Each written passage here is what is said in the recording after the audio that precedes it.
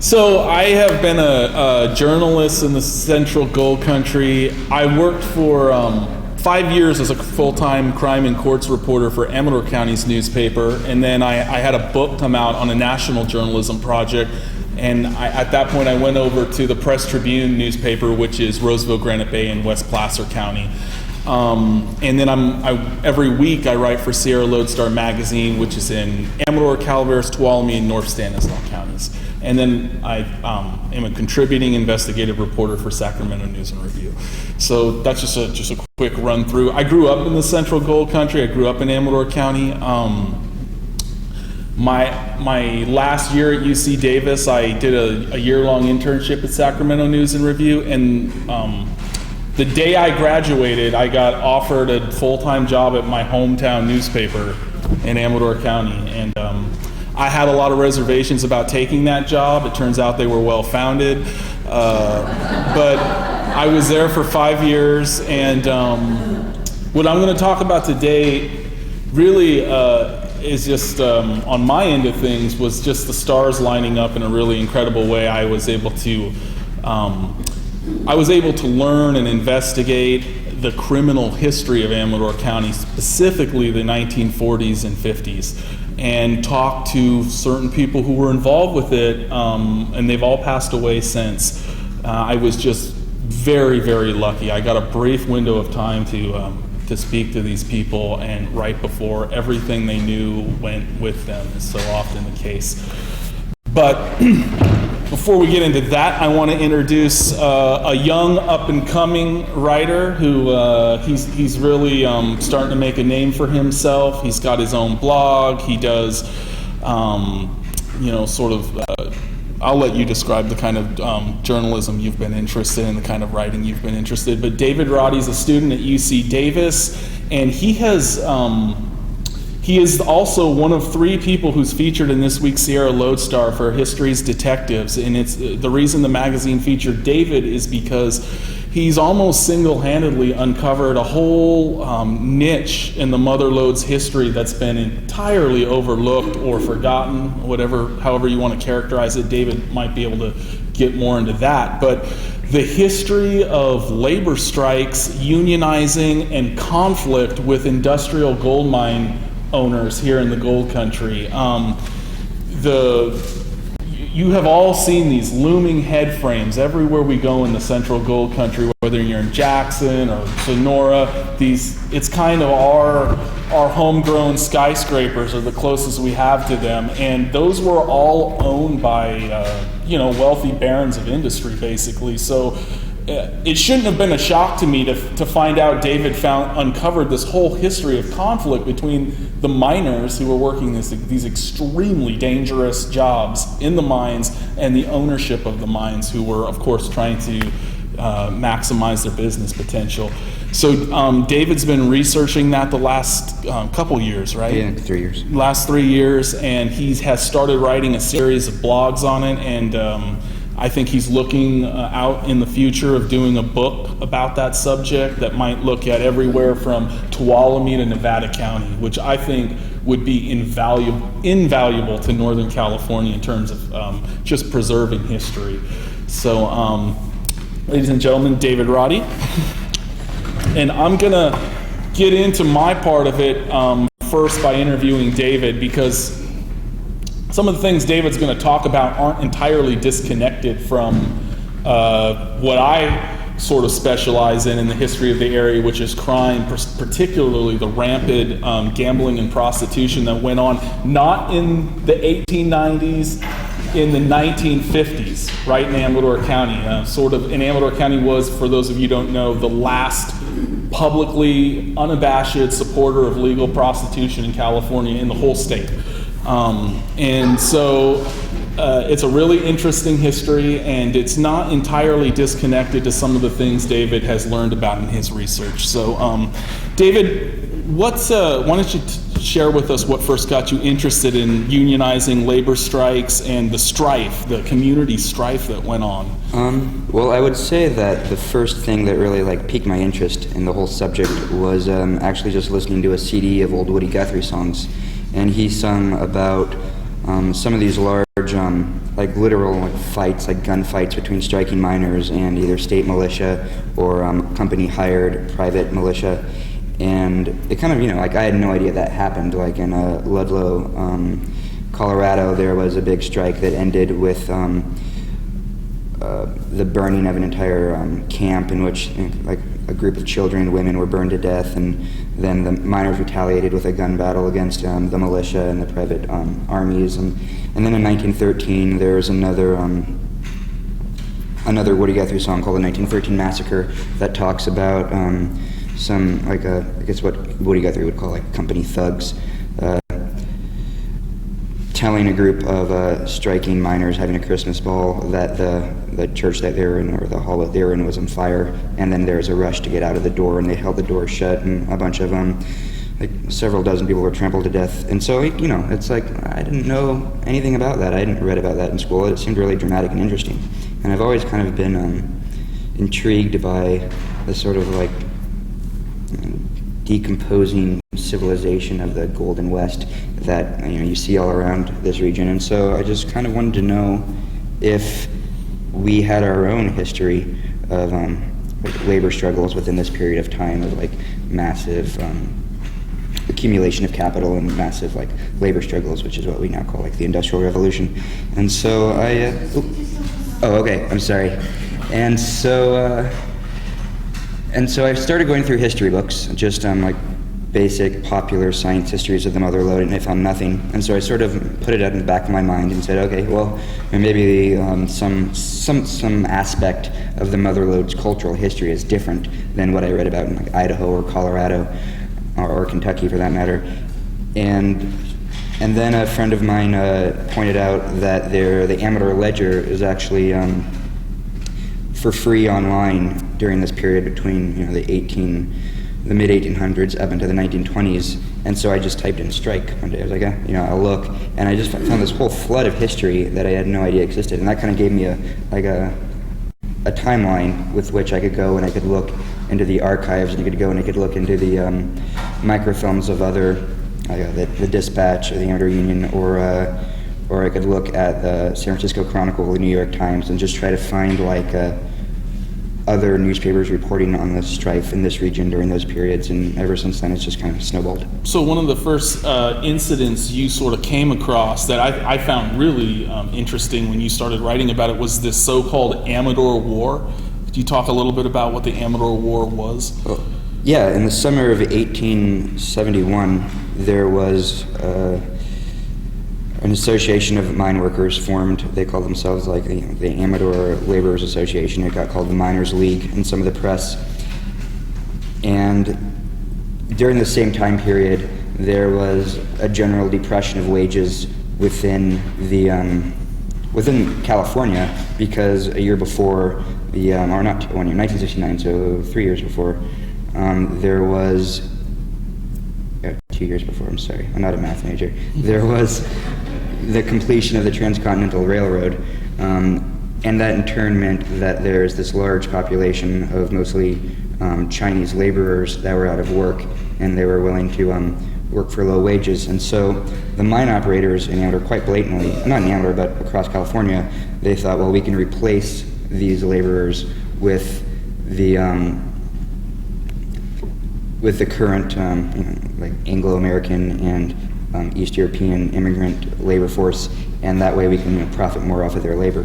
And so this movement of Chinese immigrants back into California, coupled with like this sort of underlying racism and a sense of white supremacy that was common during the time period, kind of led for this. Well, it's actually quite an unfortunate period. So the labor movement in California largely was based during this time period off of like this deep racial resentment of the Chinese, and they would form anti-coolie gangs. And so, for example, in 1900 in Soulsbyville, there was a miners' union formed, and one of the first actions that they did was to raid the Chinese camp and just march all the Chinese out of the county.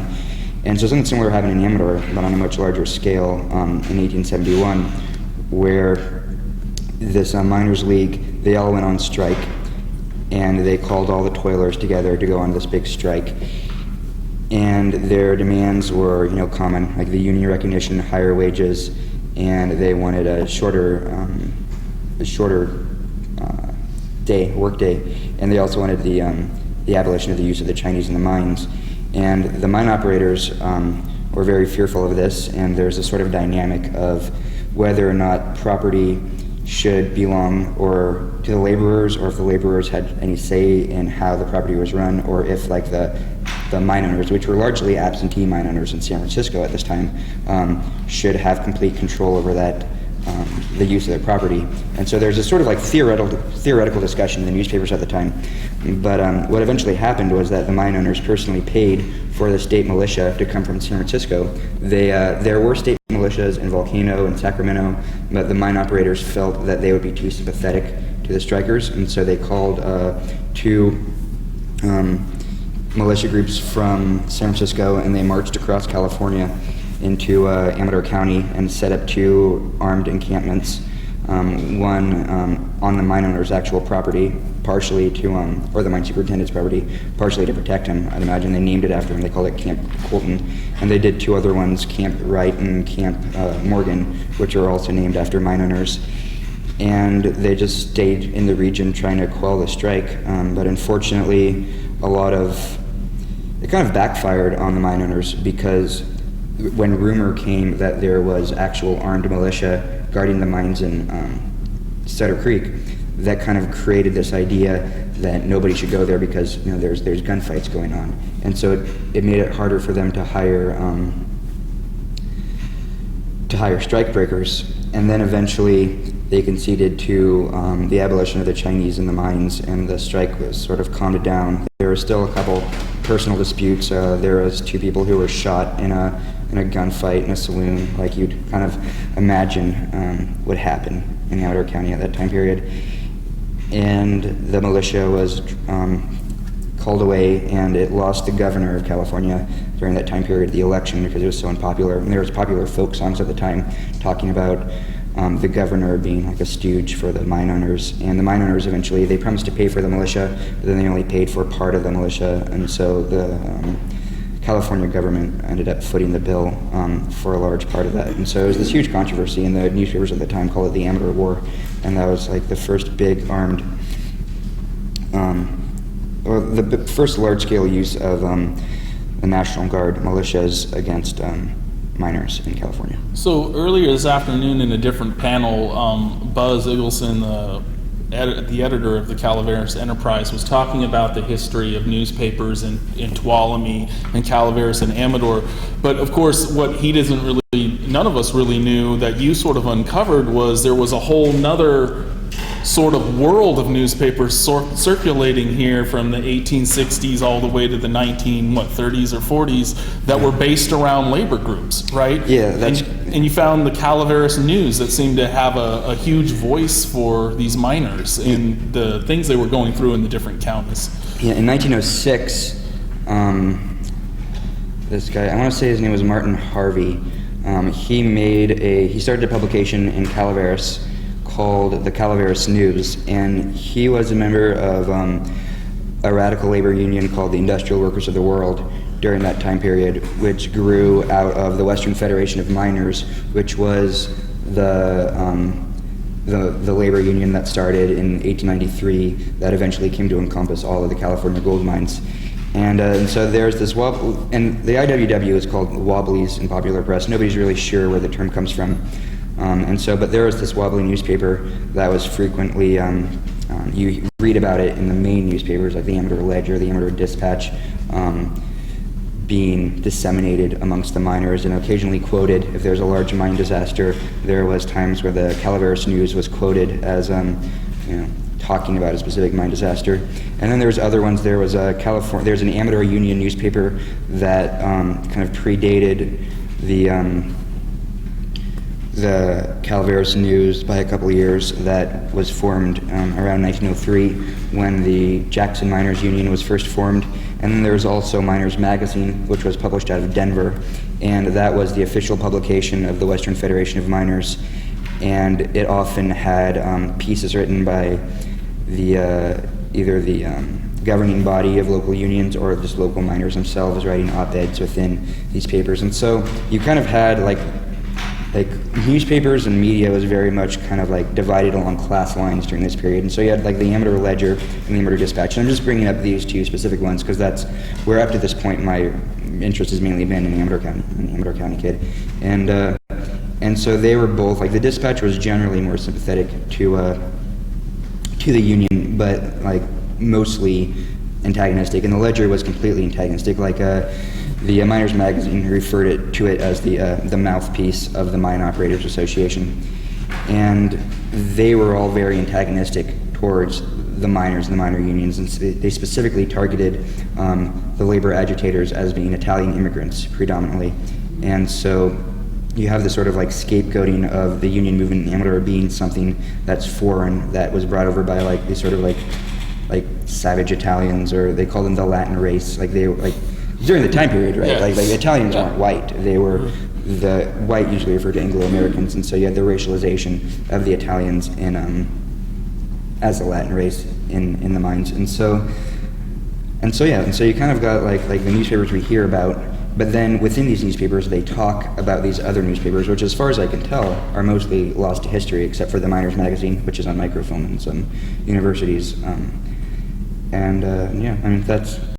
There's one interesting one of the things I found as someone who was a journalist full-time in Amador for 5.5 years, and I still, of course, do a weekly column about Amador County every week. One of the things I found so interesting about your research is a person moving to Amador County in the last 15 years who got to know local history fans or community leaders would hear all of this talk, and it's legitimate and it's sincere about how much we cherish the region's Italian history and Serbian history, and especially in Amador County, the Italian history and the Serbian history are huge points of interest and pride now. But your research shows it was not always that way. It sounds like there were some really ugly growing pains to get to that modern mindset. Yeah, in Angel's Camp, there's actually a period, it was called the Christmas Race Riot, and it was in like 1902, and it was basically just a large fight between Austrian immigrants and like the native like Anglo-American mining population. Oh, I'm sorry, I'm mumbling. Yeah, no, I'm sorry. That's so. All right. So there was a recorded like they called it a race riot between Austrians and Austrian immigrants and Anglo-Americans in 1902, and then you have the scapegoating of the entire labor movement in as being sort of developed around these foreign agitators from Italy.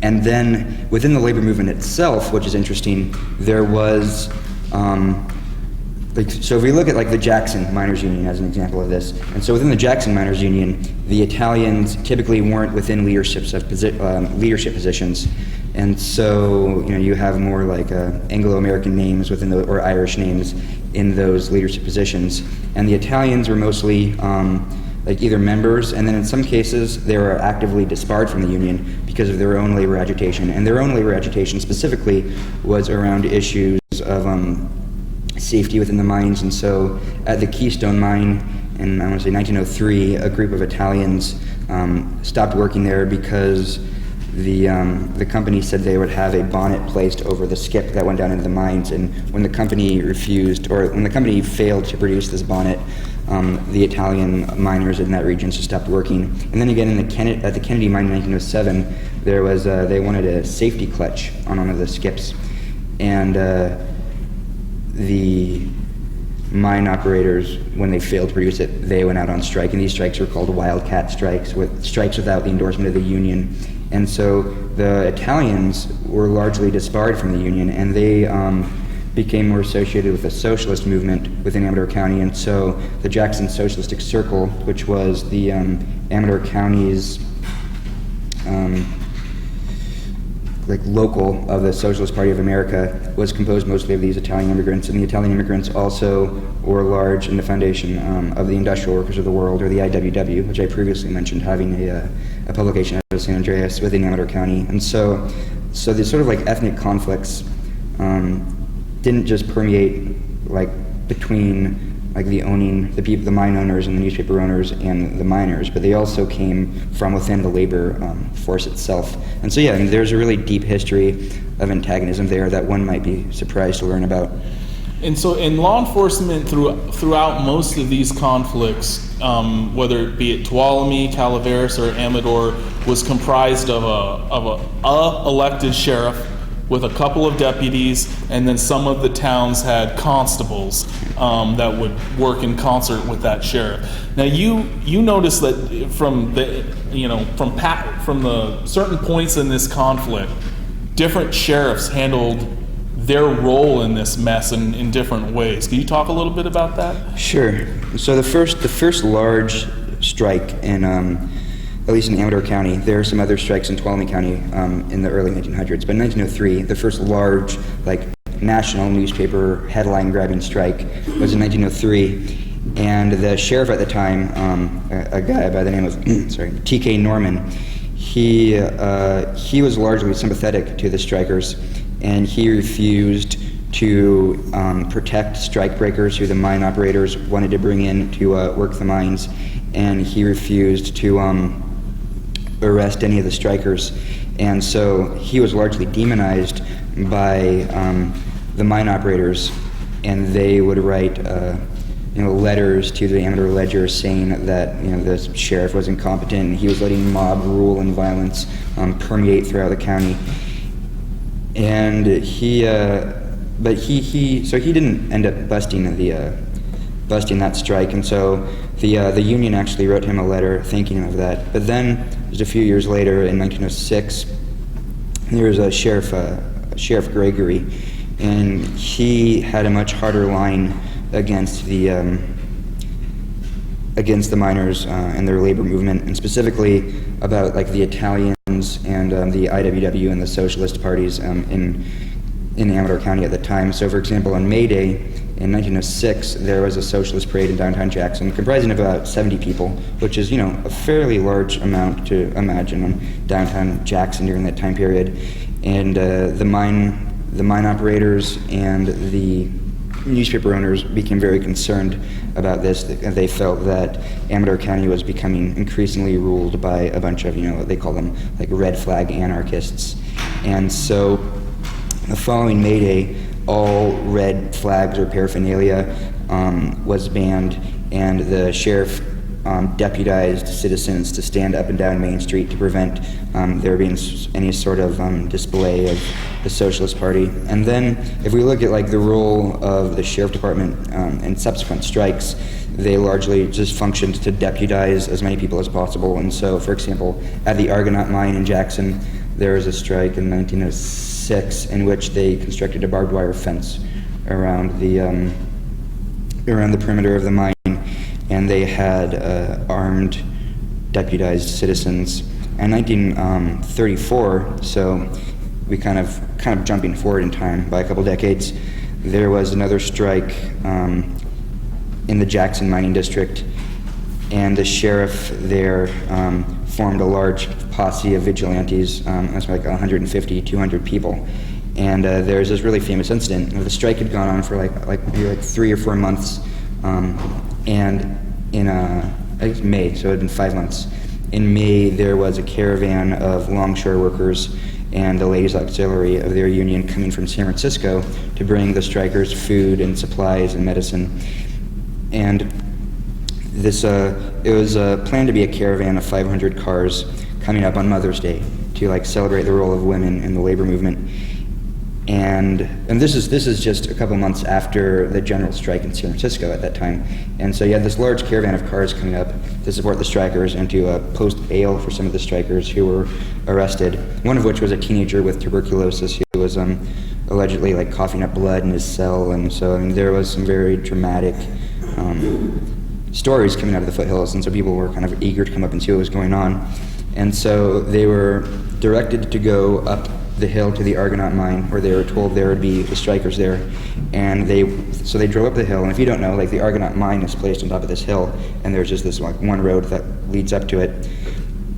And during that time period, there's other roads, but they were largely, like blocked by either strikers or strike breakers. And when they got to the top where the mine was, they found a group of miners, but it was less than they suspected. And then this mob of about 150 deputized citizens carrying guns and pickaxes and shovels came out, and they chased the cars down to the road. And once they got to the road, they found another group of the mob, and they beat the cars, and they pulled everybody out of the cars and beat them and sent them to put them in the jail cells, like women and their families in the jail cells, which is very outrageous to a lot of the miners. And then they proceeded to burn down the strikers' camp, and so the strikers were all like tossed out of their boarding houses, and they set up a camp nearby Argonaut, and the camp was torched by these deputized vigilantes, essentially, and all their property was destroyed. And so, so the police, within this time period, like, their roles were varied, but as time progressed through the 1900s, from this very sympathetic role of Sheriff Gregory in 1903 up into the big strike of 1934 and 35, there became an increasing militancy against the labor movement. Yeah, and so we're talking a lot about Amador County, but that might be apropos because one of the things the strikers, all the way back to the Amador War, through all of these strikes, they were always asking for safer working conditions. And of course, the culmination of this is the worst gold mining disaster in the nation's history in Jackson, California in the 1920s, the Argonaut mine fire that killed 47 miners. It is still to this day the worst industrial gold mining accident in the history of the nation. Do you see that as a window into what was at stake in a lot of these strikes? Because it's the general consensus from all historians is that it was faulty wiring that was done on the cheap by the ownership and the superintendent that caused all these deaths. Yeah. So the Constitution of the Amador Miners Union, which was formed in 1903, very specifically stated that its sole intention was that miners should be able to organize due to the extreme danger of their work. And there hasn't been as much work done on the hard rock miners in the West, but the coal miners in the East, there's a lot of discussion about how the dangerousness of the actual work, being grouped into these groups of workers like deep below ground, was sort of built a much more, I guess what you could call class consciousness, due to the shared nature and the shared danger inherent to mining. And so I think that sort of like the dire consequences of working longer hours and becoming sleepier, or the dire consequences of not being able to afford to have medical care in case of an accident, or an accident killing you or your friends, that was specifically mentioned by a lot of the labor organizers in the foothills during that time period as justification for their organizing. And also, I think it probably is what underscores a lot of the militancy and the anger and the drama of these large strikes, was just how personal this. And it wasn't the only accident. There were lots of catastrophic accidents throughout the period. In your article in Lode Star, it sounded like the only concession that the mine owners made was to get rid of the Chinese. Did they ever make any other concessions after these strikes? Well, the big concession happened not on the part of the mine owners, but on the part of the state government, who in 1909 passed an 8-hour workday law for miners and smelter workers in California, which was, very outrageous to all the local papers. And in fact, there was one mine operator, Fred J. Martin, in Angels Camp, and he was actually arrested for forcing miners to work longer than they were legally required to. And it was his case in the California Supreme Court that determined the constitutionality of the 8-hour work law for miners in California. And so, in terms of previous concessions, the miners wanted union recognition. They wanted one of the things that was very commonly talked about and agitated about was having a closed shop where that only union men could work in the mines, and that way that the owners couldn't drive down wages by employing people who would be willing to work for less. And that was never conceded to, though it was occasionally like just the truth of the matter when everybody in the mine was organized. And so trying to like break the organization of the miners' union on the part of the owners was largely about trying to bring in non-union miners to work in the mines, which again created an antagonism between the miners themselves. And they also conceded from a 10-hour workday to a 9-hour workday. And one of the big questions during the time period was whether or not being lowered into the shaft and being raised on the shaft counts as work. So the mine owners generally would count the 8 or 9 hours, depending on the time period in the mine, as soon as the miners reached the bottom of the shaft. But I mean, that ignored like the 15 or so minutes that they were actually traveling into the shaft, and the miners thought that they started work as soon as they stepped onto the mine property.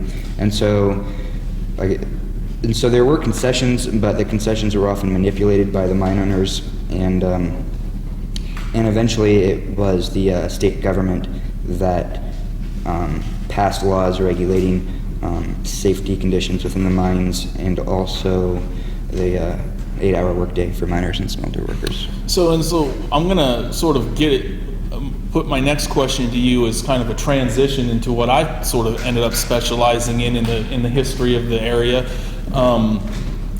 This all ends with World War II. Right, yeah. Explain that.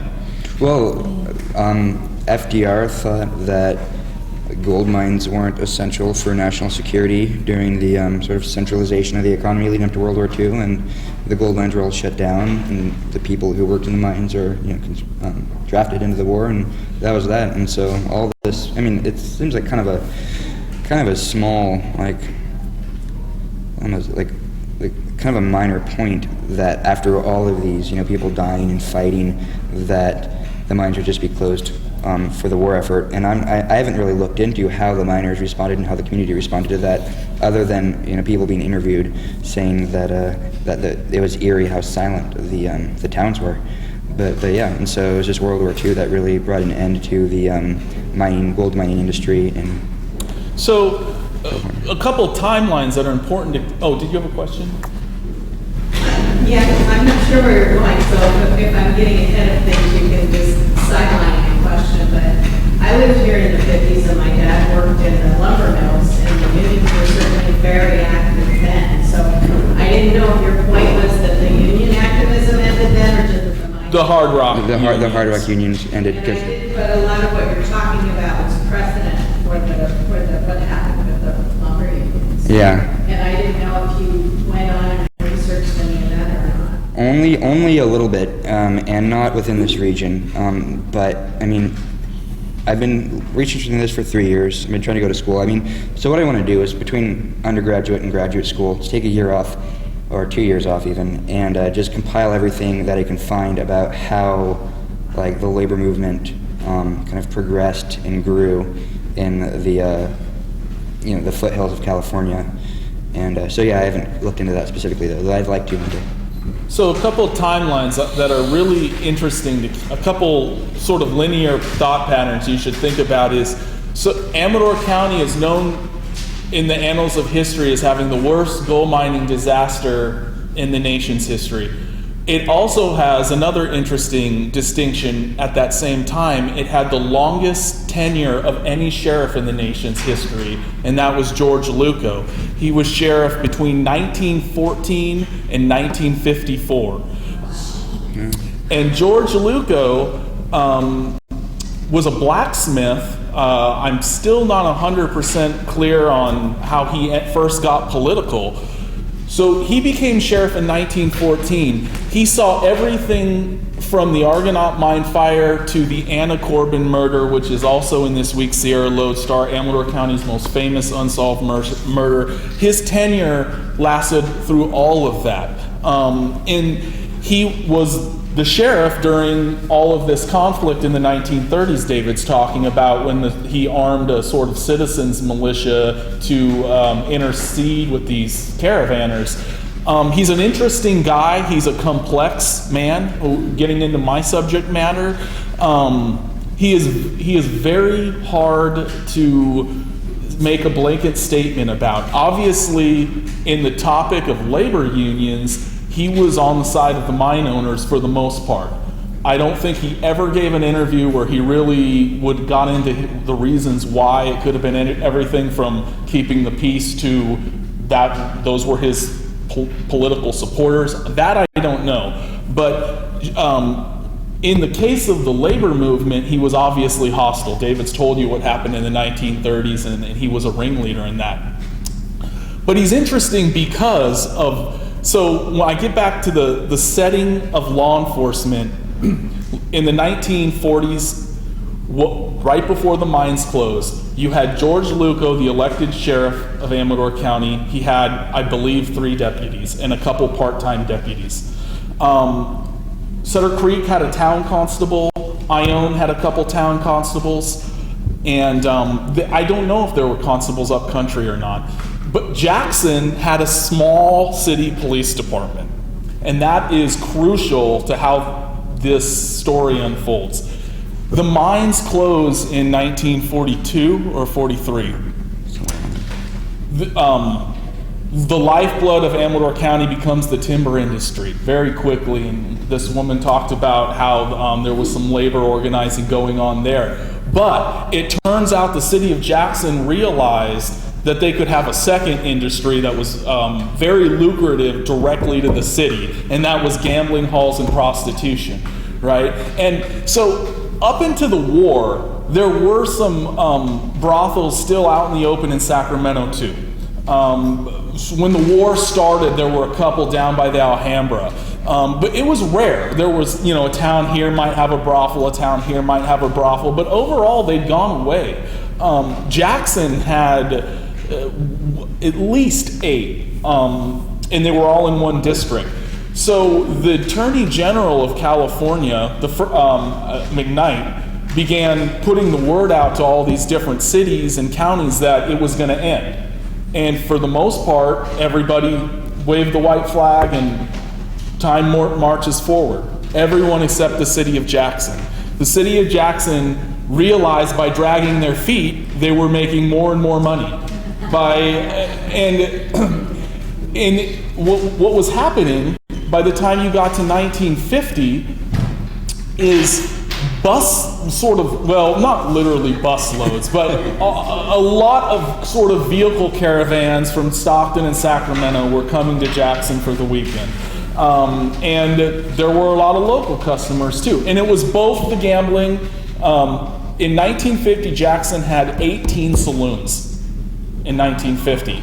And it had at least 8 brothels that operated in broad daylight. Not exactly on Main Street. I think there were certainly brothels on Main Street going back into the 1860s and 70s and 80s.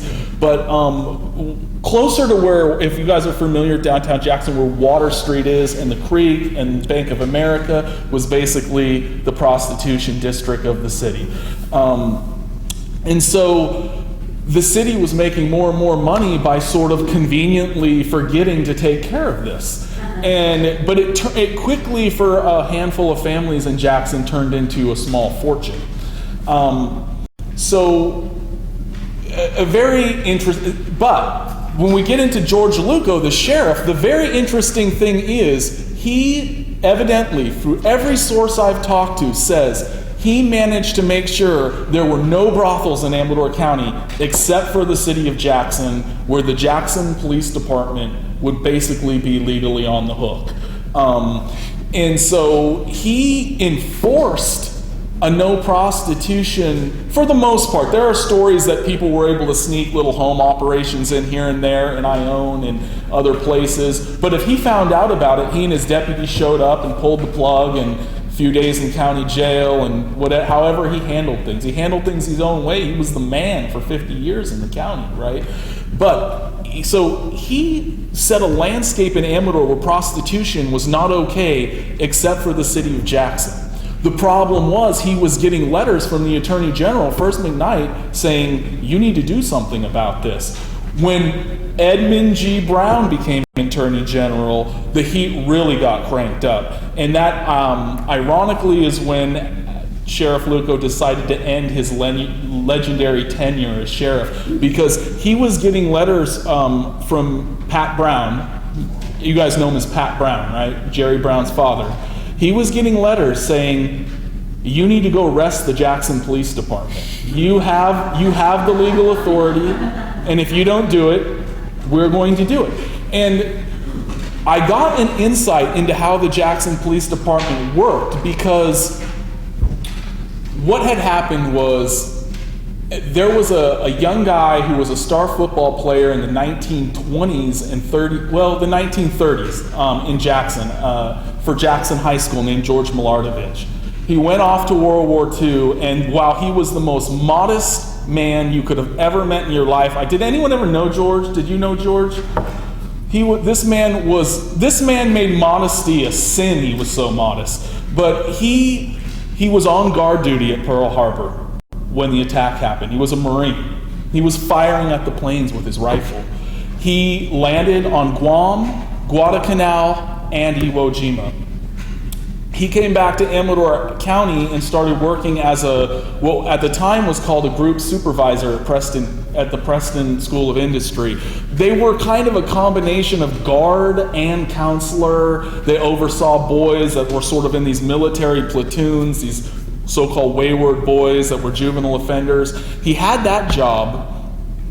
He was well respected. Keep in mind, he'd been a high school star at Jackson High School. He had worked for a brief time in one of the hard rock mines before the war started, and then he'd gone off and made his way all the way up into, I think he was a warrant officer, or a sergeant by the end of World War II. He came back home. You can imagine he was incredibly popular. By this time, the Serbian community was strong in Jackson, and he was a proud Serb.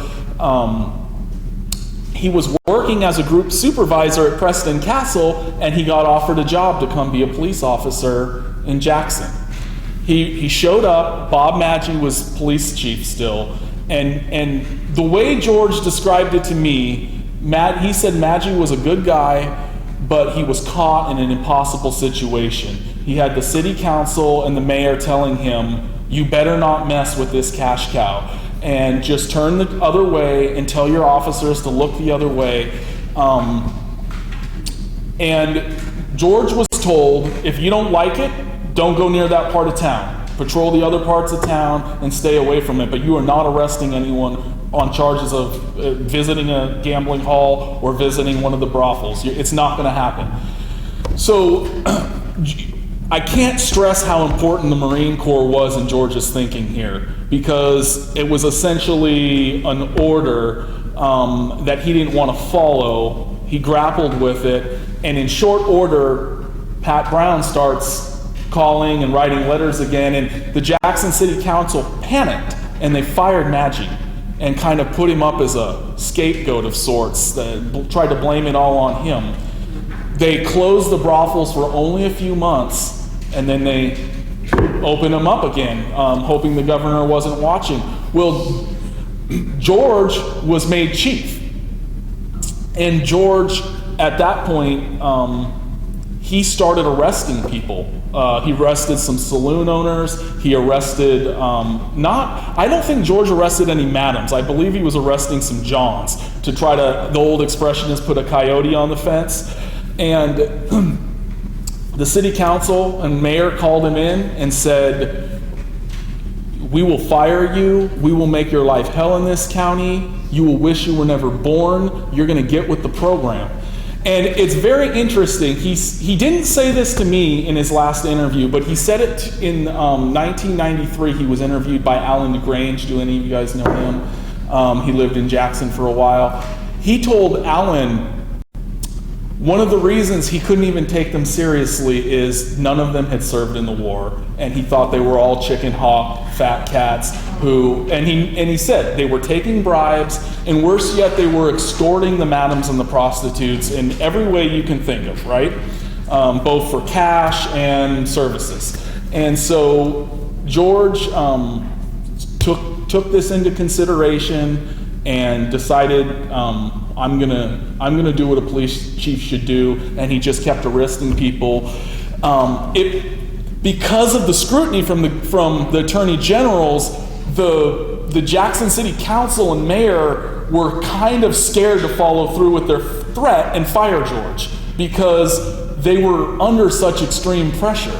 So they did an interesting thing. They organized a campaign to ostracize him and try to make him a lame duck police chief.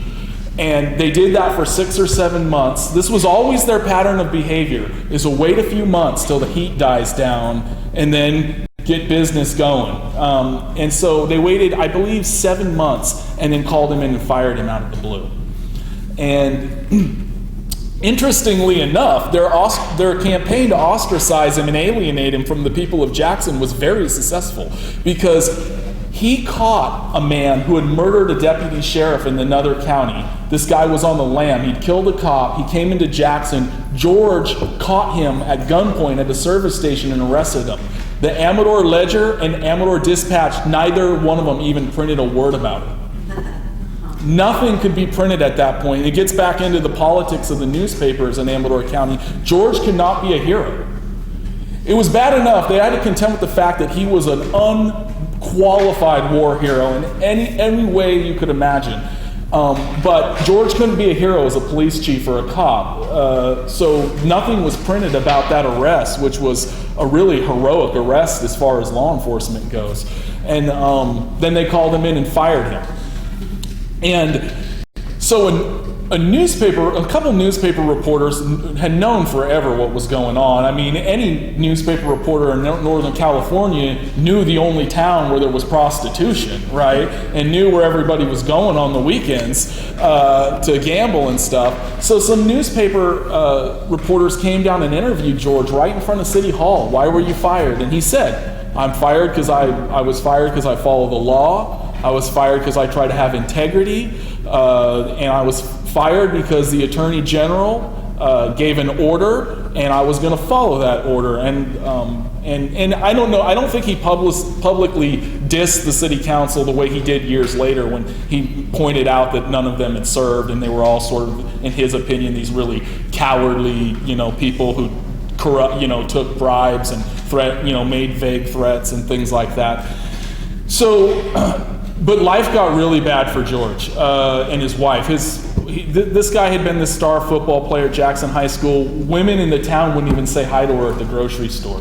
And you would think, for those of you who are wives or girlfriends, you would think, why would they be mad, right? But you have to understand, and I think partly it goes back to the closure of the mines and how vital the prostitution and gambling economy was to the city, and the fact that certain families in Jackson were becoming basically wealthy. And George pulled the plug on it. And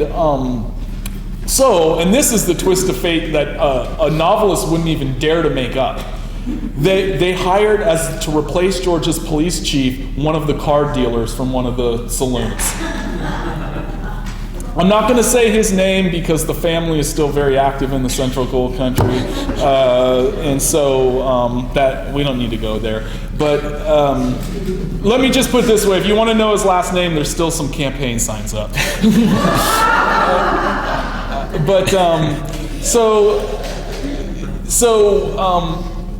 Firing George ultimately for Pat Brown was the last straw. He didn't immediately act. He very covertly started sending agents down to interview George. One thing George had going for him was John Begovich, who was a judge at the time and would later become sort of one of the longest running supervisors probably in the state of California. John Begovich, both because they had that sort of Eastern European ancestry and because they were both sort of legitimate war heroes. Begovich was supposedly just crazy during the war. I don't know what stories are true and which aren't, but supposedly the guy was insanely brave in combat and things like that. I think it sounds like Begovich, and he had a lot of clout in Amador County. It sounds like on some level he may have protected George from the worst of what would have come in retaliation on the basis of their ancestry and that they'd grown up together, and also their war record and the fact that they were combat vets. Sheriff Lupo was still there when George got fired. George told me, you know, all these years later, in 2009, George told me he always got along with Sheriff Lupo, but he kind of smiled and he said, I could never figure out why there was no brothel in Amador County other than Jackson, and Sheriff Lupo just, you know, he would just smile and kind of laugh if you asked him. So he said he was a very, very successful sheriff, is how he put it.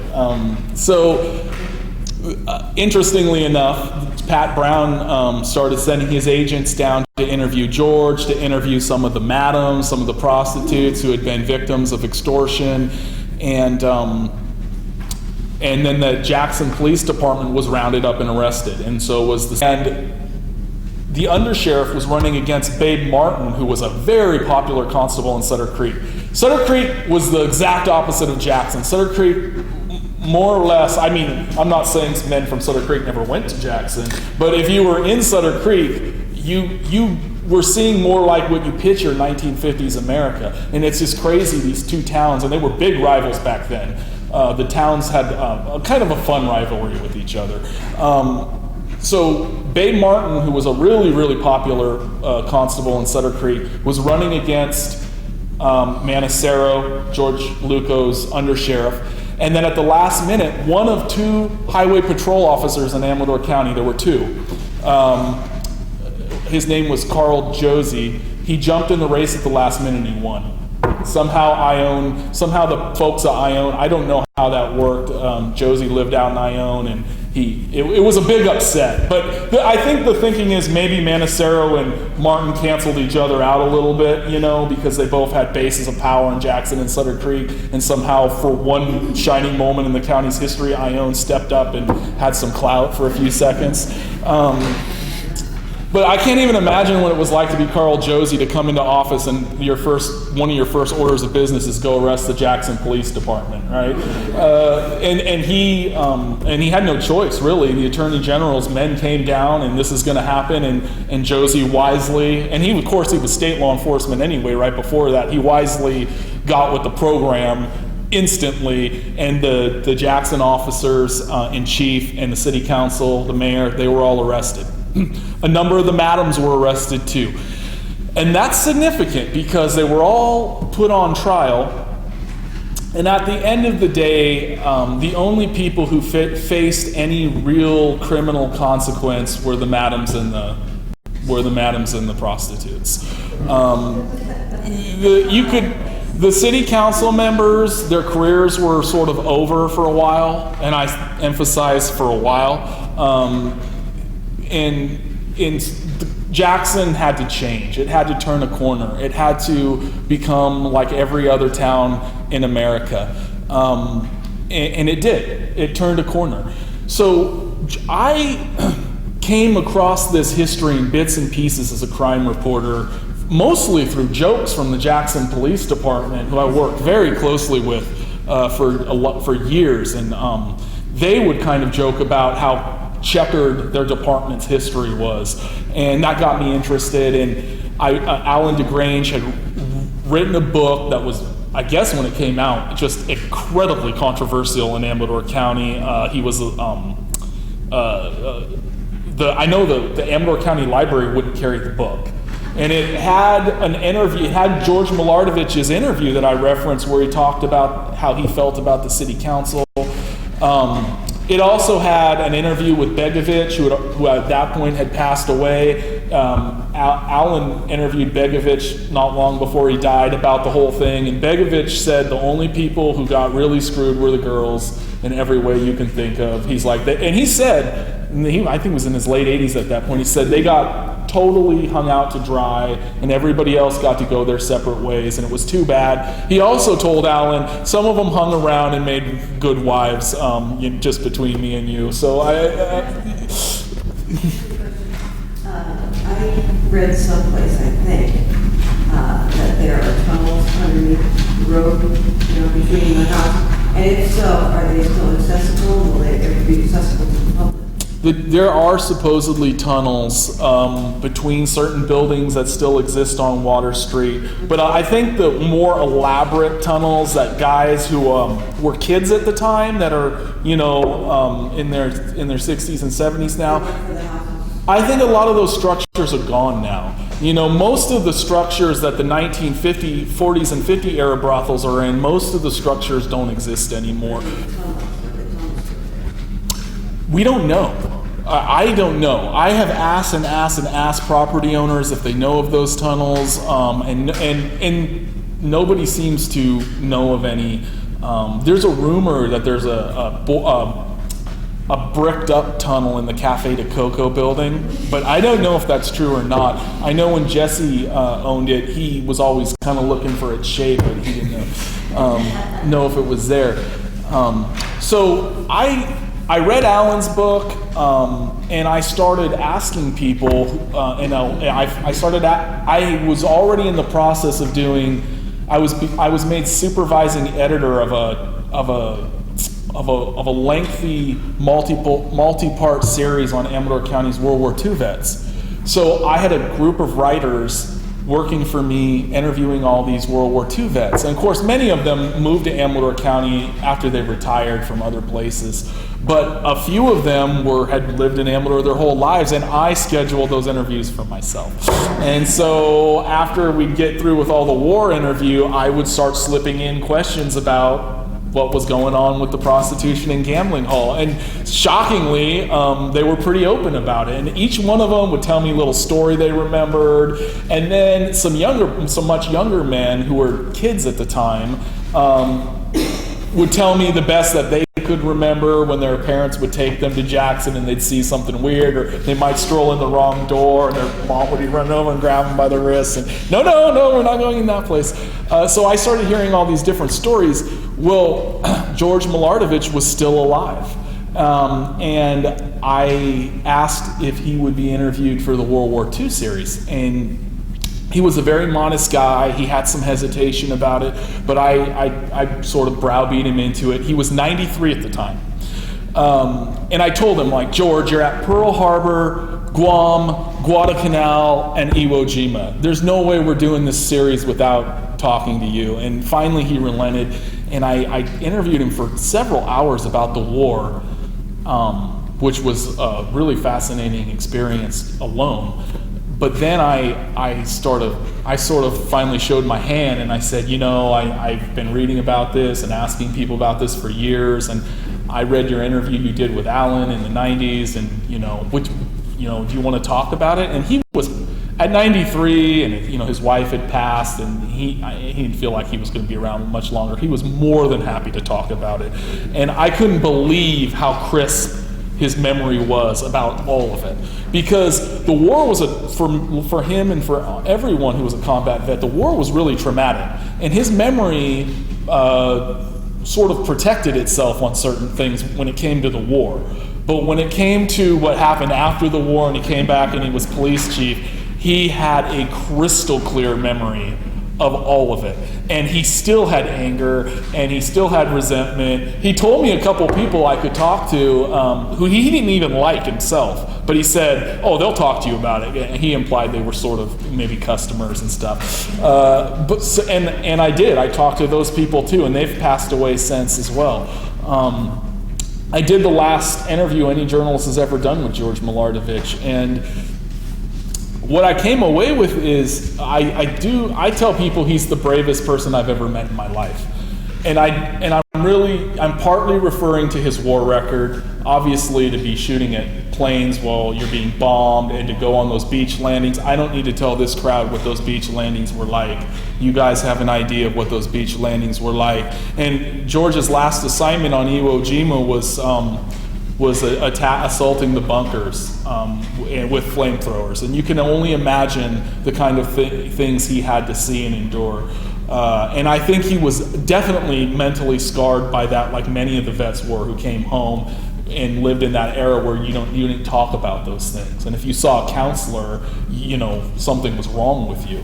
But George, I say he's the bravest person I've ever met in my life, because I can tell you, I was a reporter in Amador County between 2007 and 2012, and the pressure that would be on me and my bosses sometime during piddly, minor, nothing controversies was so stressful and would be giving me headaches and I'd lose sleep over. And then I try to imagine what it would be like to be George, a police chief, with a corrupt city council and mayor as his boss, with people that were becoming rich off an illegal activity, an illegal racket, and extortion and things like this, and then be a Marine at heart who knew the Attorney General was telling him to follow the law, and having grown up in that county.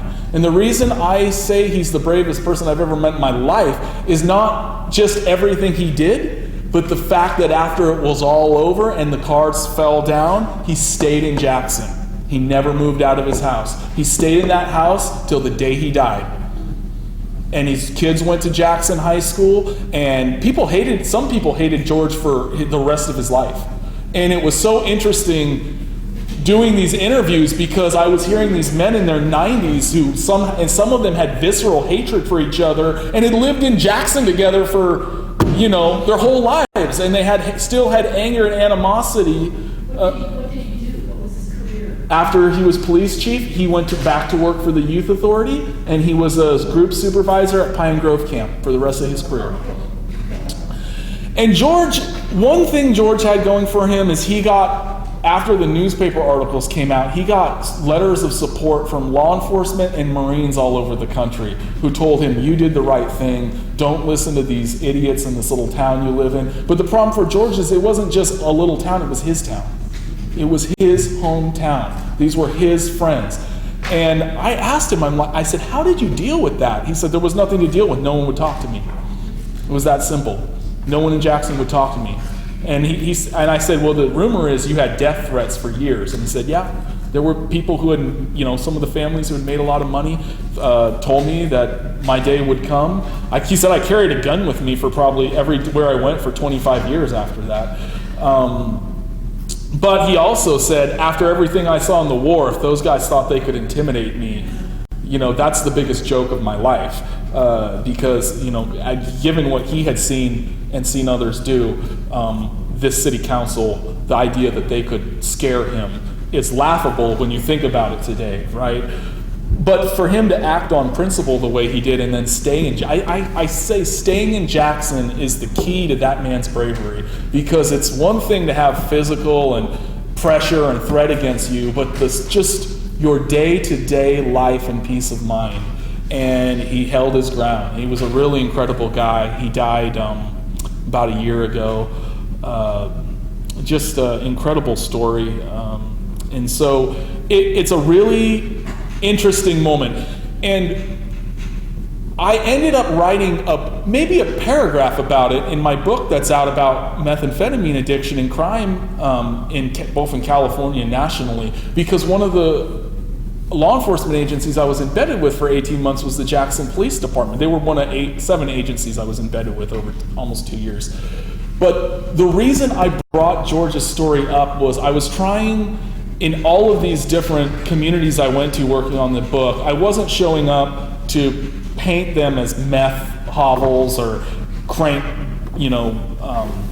corners or whatever bad name you'd want. I was trying to show what was special about them as rural places, and part of that is their history. And it was interesting because I spent so much time with these 2 Jackson police officers who were dealing with all the repercussions of the meth epidemic in their little city every night. And I used George as an example. George was still alive when I was working on the book, and the street George lived on, sadly, was right one street away from where 3 different meth dealers were living and dealing. And to think that this 93-year-old war hero had changed the face of the Jackson Police Department, was living on the same street as them by himself in this little house, was just an image I couldn't get out of my head. But also, what I pointed out in the book was George is the one, and the Jackson's police chief, Scott Morrison, will tell you, he is the man who made them be able to wear that uniform again and look, and be a real police department and take pride in being a Jackson police officer. It was George Milardovich. And the guys that are there now they don't trace their history to when the department started. they trace their history to when George Milardovich became police chief, because he was the one who was a real cop. He was the first real cop in the city of Jackson. So what was the total time span that George was police chief? Not even a year. I was, I believe, 1952 to 1953. And it wasn't even a year. So they just wouldn't let it stand, you know.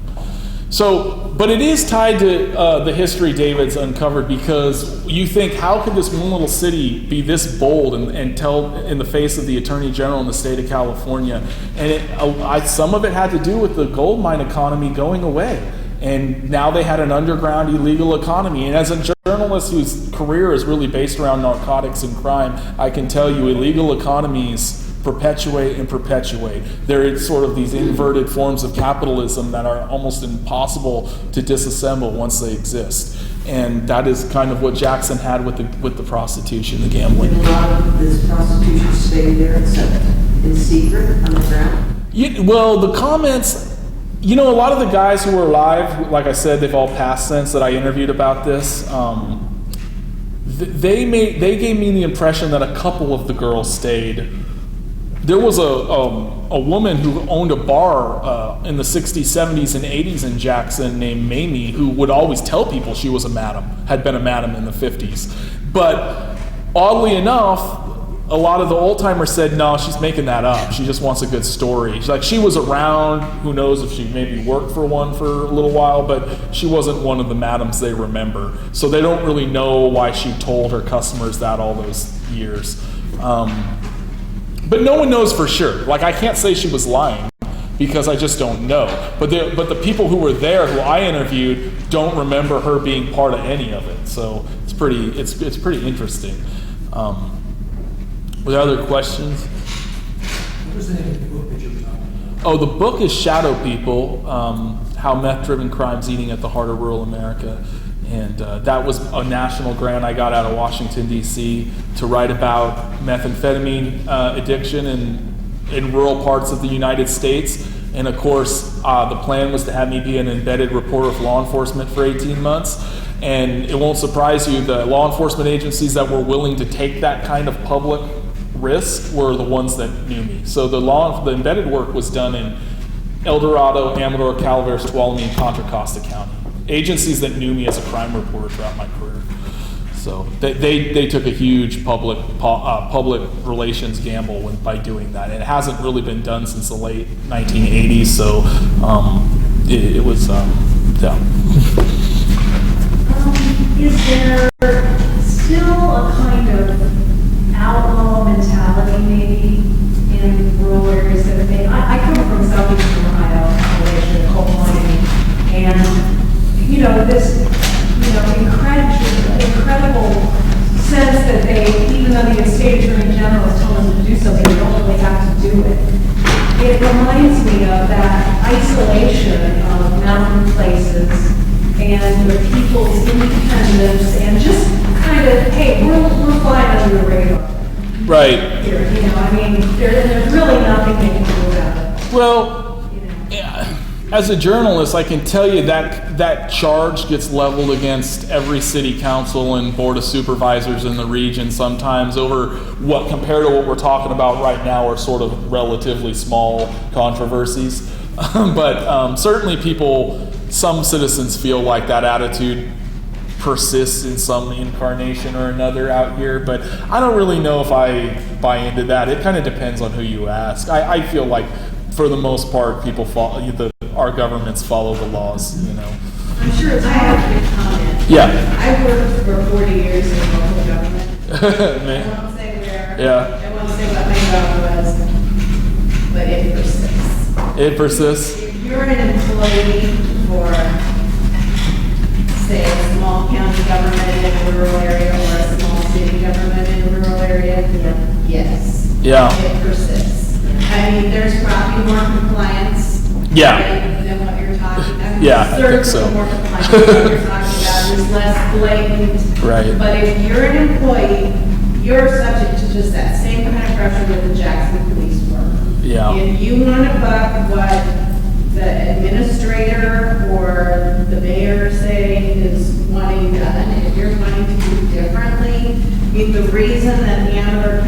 why we didn't have that book, is they probably weren't allowed to have that book. Quite possibly.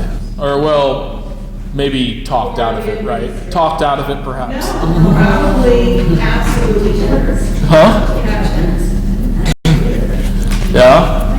All I right. have had direct personal experience. Well, hey, you know, I'm paid to be cynical, so I'm not going to sit and say you're wrong. I mean, like, my job is to be very cynical, right? I never was cynical until I at the end of my career, I had enough. Yeah. So, No, it definitely persists. And to me, it's like sometimes I'm very interested, but I just don't have the emotional energy to go back and do it. But in the psychology of small rural communities, where that kind of political pressure is just prevalent, and the man who is ostracized, I mean, that kind of thing. Right. And so, that's exactly how they build their power. yeah, and I kind of want to come back to that's a good maybe window to come back to David too, because so I think it's very obvious why the history I uncovered around this was kind of covered up by the 70s, why people didn't want to talk about it, because so many prominent families in Jackson were implicated and involved and still had money and from it, but the history David's talking about was such a vital history to life in the mother lode, and it's not really in the popular history books. I have looked over so many history books. Journalists have to. I think every history book that's really been published about the area has come across my desk because I'm a journalist, and I've never seen any in-depth, significant, meaty look at the whole situation with labor and mine ownership and the strife and the racial tensions and ethnic tensions that came along with it until David started doing this work, which is why the magazine featured him this week. It's groundbreaking, not just for Amador, but for the whole region, from Tuolumne to Nevada County. David, why do you think the history disappeared?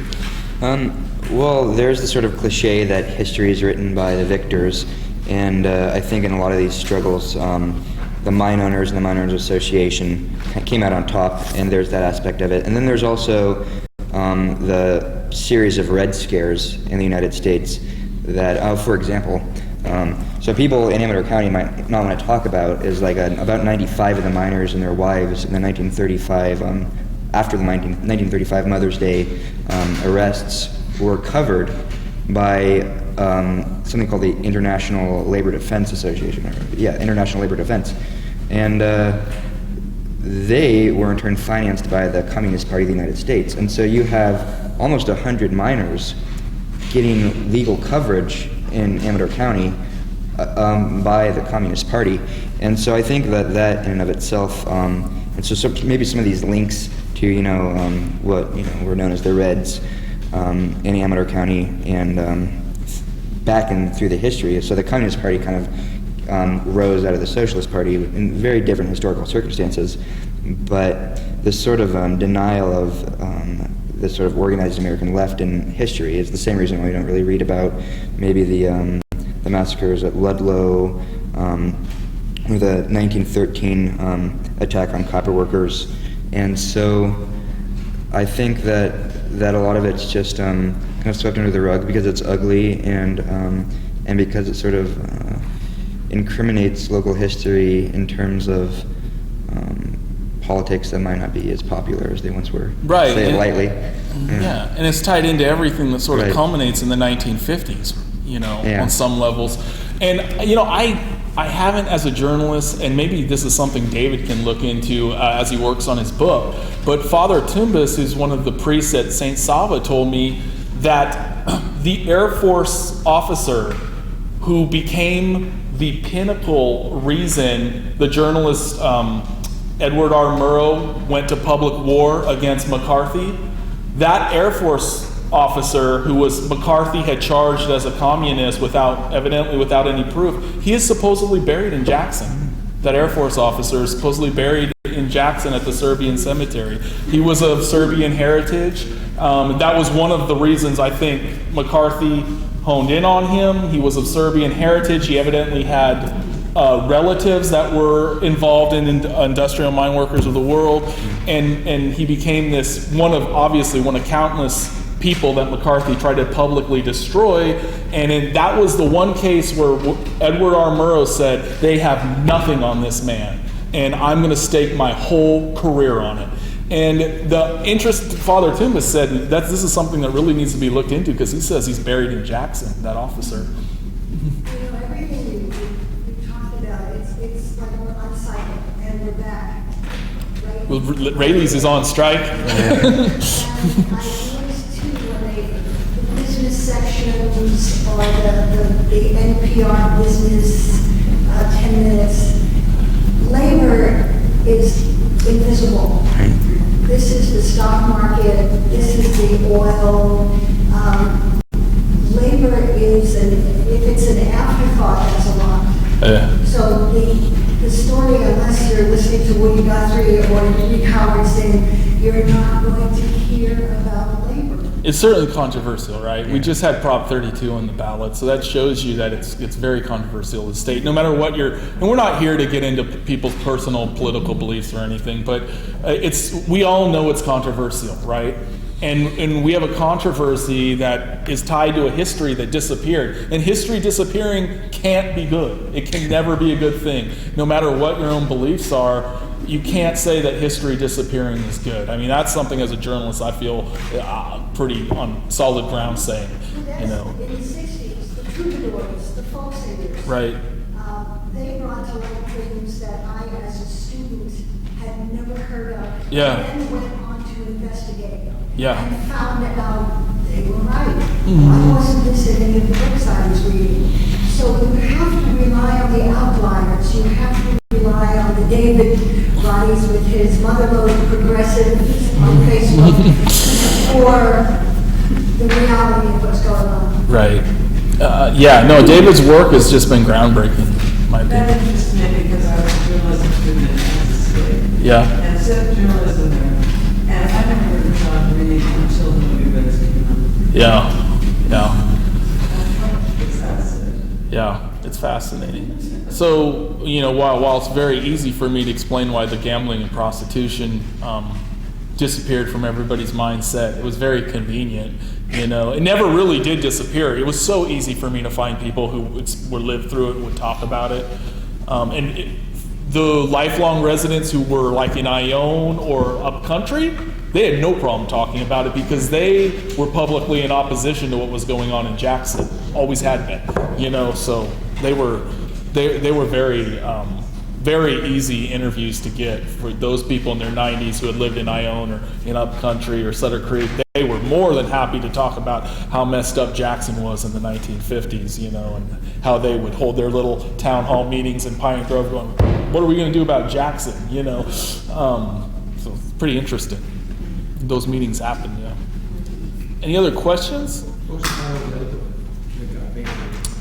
It is called Jackson, The Infamy of a Place. That's by Alan DeGrange.